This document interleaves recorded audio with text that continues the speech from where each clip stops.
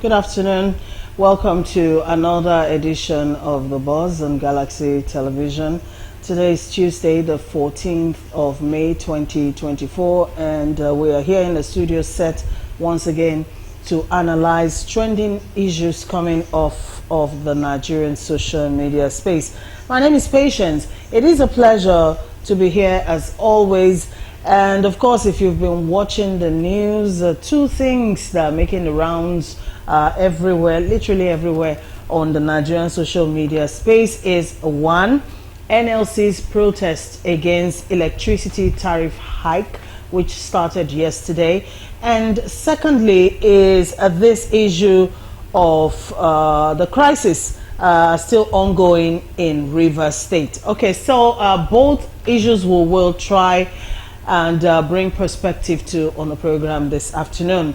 I'm not alone in the studios. I have one guest joining me live here in the studios and another one who's joining us virtually from Festac here in Lagos State. But first, let me introduce my studio guest. He's joining us as a retired banker. He's also a chartered administrator. He's deeply rooted in works of charity, and of course is here in full capacity as a public affairs analyst. It's a pleasure to have Mazi Chinedum Obioha join us at the table. We like to refer to him as the elder at the table. Mazi, good afternoon to you, sir. Good afternoon, Brother P. I've always called you. The day you are Brother P. Welcome to the show, sir. Always a pleasure to have you here, sir. Thank you, ma'am. You're welcome. And of course, joining us virtually is also one of our regular analysts. He is the executive director for Kuth Foundation, which is an NGO based here in Nigeria, and they are also deeply rooted in works around charity and also looking out most especially for issues around women empowerment and also protection of the rights of children. He's a social worker and he's a public affairs analyst. It's a pleasure to have Prince Francis Chilaka join us on the program today. Good afternoon to you, Prince Chilaka. Good afternoon, Patience. And good afternoon, Mazi. It's a pleasure being on air. Yeah, good afternoon, peace. My pleasure seeing you. Thank you for joining us, sir. All right, let me quickly welcome the viewers also to the show. Thank you for tuning in. Don't forget you can interface with us on the program via SMS using the number that will be on the screen shortly. Plus, you can watch live on X, formerly Twitter, or watch on Star Times, or just download the Galaxy Television app on your mobile devices and watch us on the go. Having said that, let's go straight into our conversation this afternoon, and we're starting with the protest by the Nigeria Labour Congress. President of the Nigeria Labour Congress, Joe Ajaero, led a protest against the recent hike in electricity tariff at the Nigeria Electricity Regulatory Commission headquarters in Abuja yesterday. Workers under the aegis of the NLC and the Trade Union Congress thronged various offices of electricity distribution companies yesterday to protest over the Band A tariff hike. The organized labor commenced the nationwide strikes over the electricity tariff hike and removal of subsidy from the power sector by the federal government. Labor action was also expected to lead to the shutdown. They actually shut down the Abuja headquarters of the NERC, that's the Electricity Regulatory Commission, yesterday. Also the Ministry of Power and also state offices of power distribution companies. Reports coming in yesterday says a lot of state distribution companies, or discos as we call it, couldn't function yesterday because of this protest by the NLC yesterday. All right, don't forget that the Electricity Regulatory Commission announced the hike in the electricity tariff for Band A customers at a press briefing in Abuja on the 3rd of April this year, revealing that those affected would pay 225 naira per kilowatt hour, up from the previous rate of 68 naira per kilowatt hour. But they've since reviewed that price and instead of 225 naira, the band A customers are now to pay 206 naira per kilowatt hour, a price that is still largely rejected by many Nigerians. All right, to set the pace for the conversation this afternoon, let's go and see the protests in Abuja yesterday. We also have visuals from other states across the federation, but let's start from Abuja. Let's see how it was like with the NLC yesterday. We'll be right back on the show. Stay with us. All right.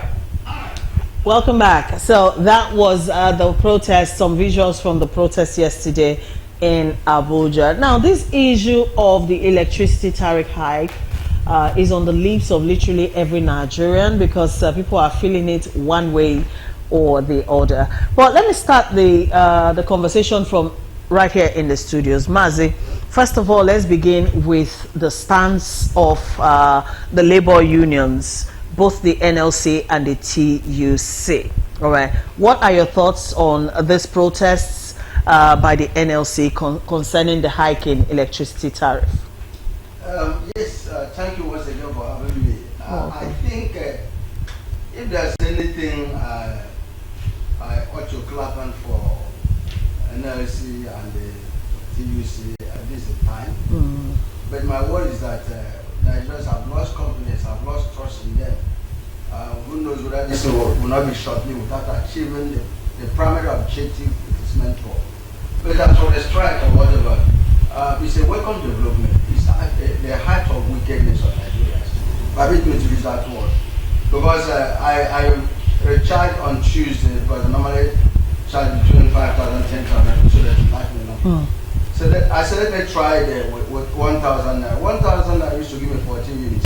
But when I recharged 1,000 naira on Tuesday last week, it gave me only 4 units. 4? And that 4 units cannot last you a day. So you can imagine the difficulties, the pains, this action, let me not call government, but the action was taken by the government.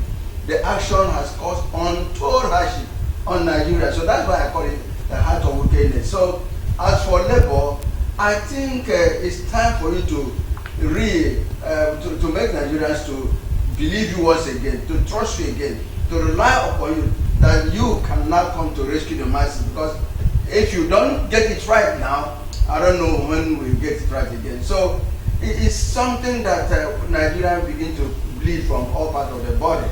Because in other advanced countries, government subsidize most of these essential items, especially this line. You are talking about multiple taxation, you are talking about hardship, you are talking about removal of fuel subsidy, the hardship it has created. And now you are not imposing this hardship additionally to us. So to me, the protest is a welcome development, but my word, will it still achieve the primary objective? As for government, I think you need to consider your position. Whether we put you there to inflict more problems on us, hardship on us, or to renew hope you promised us. I don't know. Patient. It's something Nigerians are lamenting, including you. All right, thank you, Mazi. Thank you for a well put together summation. Let me go to Prince Chilaka now. Prince, what are your thoughts as well on this stance by the Nigeria Labour Congress in conjunction with the Trade Union Congress on this issue of hike in electricity tariff? Do you think they've done well in taking that decision to hit the streets and picket the discos as we saw yesterday?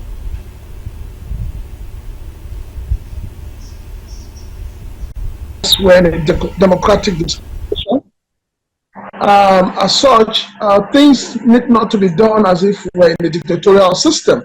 The government needs to consult more with the people and understand that the policies they're putting out, are they meant for the goodwill of the Nigerian people? If everybody is saying that this thing is not good, why is government finding it difficult to revert it? I remember last week or so, where the federal government was saying that a reversal will spell doom for the country. And I keep asking myself, at what point did we get to this level? If government was being sincere, what they should have done first and foremost is to increase the wattage, increase the production and all of that. But you're not doing that. You're rather looking at, you're having about 5,000, 4,000, sometimes it came to 77 kilowatts, and you are taxing the people, forgetting that whatever tax you impose either on corporate organizations or corporate individuals, it filters down to the ordinary Nigerians. I want to totally disagree with the Minister for Power, who has come out to tell Nigerians that if government should revert, it will spell doom. And I also find it difficult. I find it very distasteful that IMF is the one advising the government on what to do. And I keep asking, when did we become an appendage of IMF? Because I know that earlier last week or so, earlier this week, IMF has said that government should remove its subsidy from other banks. And I'm asking, this advice being given by IMF, is it for the good of the country, or is it for, a special interest that we are not aware of? Knowing that outside the shores of Nigeria, the issue of energy, the issue of light is subsidized. So something needs to be done.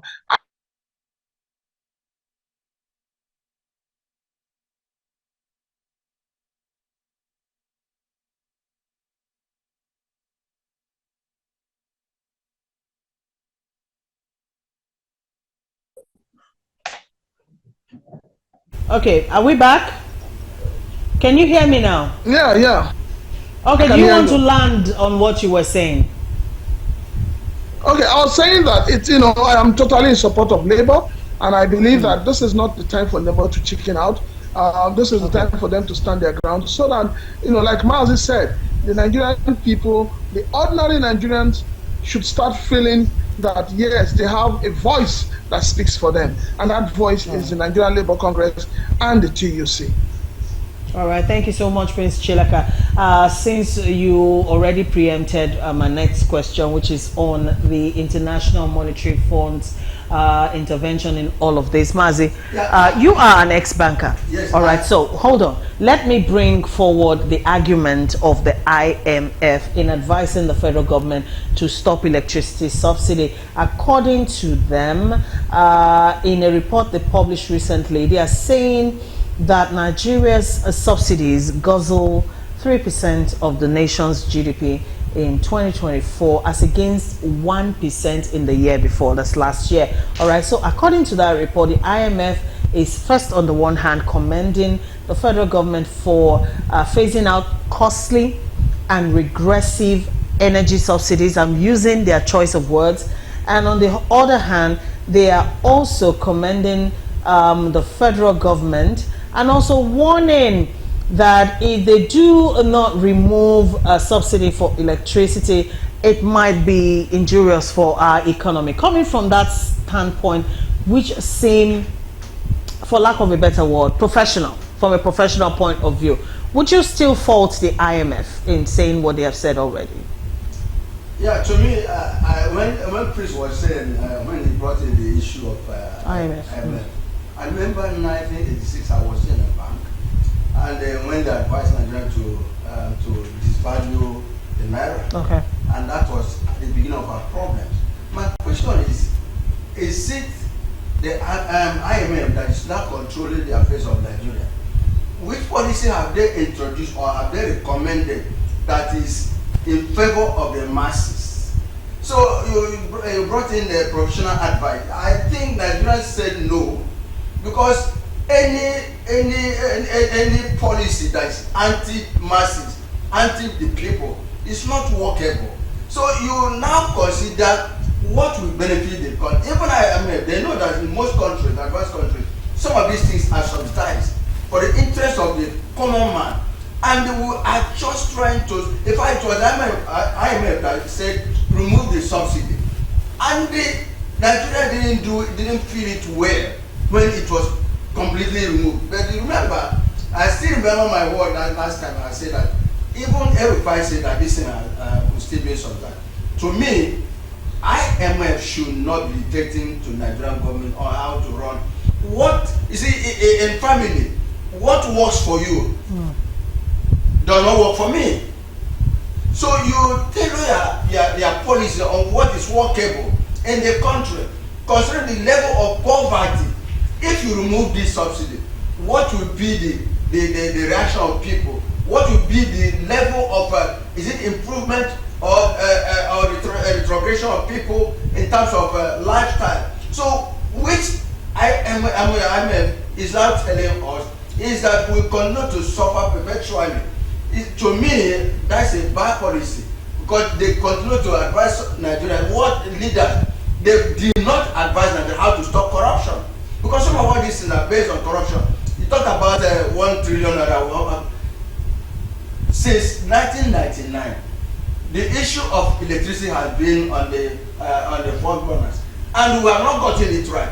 A lot of chunk money has been spent, billions of dollars have been spent, and we discovered that some of these things were cornered by some people. Nothing has been done about it. So the little one that the masses will benefit, you now try to remove it so that we will not suffer. The answer is Nigeria should not support this policy. Thank you so much. All right. Well, now let's go to the implication of this power issue, especially to the life, the well-being of ordinary Nigerians. Taking it from the social media space, a lot of comments that's been following the NLC's protest starting yesterday has been quite commendable on the part of the labor unions. Nigerians online are actually praising the NLC for taking the stance, and they hope, just like my analyst in the studio has expressed, that the NLC will take this protest till the very end, until something gives in terms of this hike in electricity tariff. Having said that, a lot of small-time businesses are lamenting how much they now have to pay for electricity in order to run their businesses. In fact, to quote some of them, they are shutting down their small businesses that puts food on their tables because they cannot cope. Don't forget, there's still the issue of the fuel scarcity stroke hike in the pump price of petrol to deal with, and also this hike in electricity tariff. Prince Chilaka, to bring you in again, let's talk about the import of this on small businesses, Nigerians who are dependent on what we call the informal sector, or what they call the daily economy. What's the import of all of this?